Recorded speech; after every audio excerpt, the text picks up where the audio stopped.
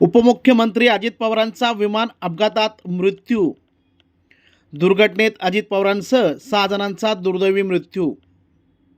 बारामतीत विमान अपघात दुर्घटना घडली. आत्ताची सर्वात मोठी बातमी समोर येत आहे. बारामतीत उपमुख्यमंत्री अजित पवारांच्या विमानाला भीषण अपघात झाला आहे. विमान लँडिंग करत असताना ही घटना घडल्याची माहिती समोर येत आहे. प्राथमिक माहितीनुसार विमानात अजित पवारांसह एकूण 6 जण प्रवास करत होते.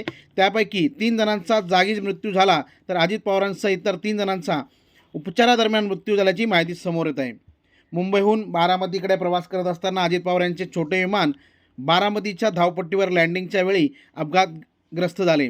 प्राथमिक माहितीनुसार विमान उतरत असताना ते धावपट्टीवरून घसरून बाजूला गेले.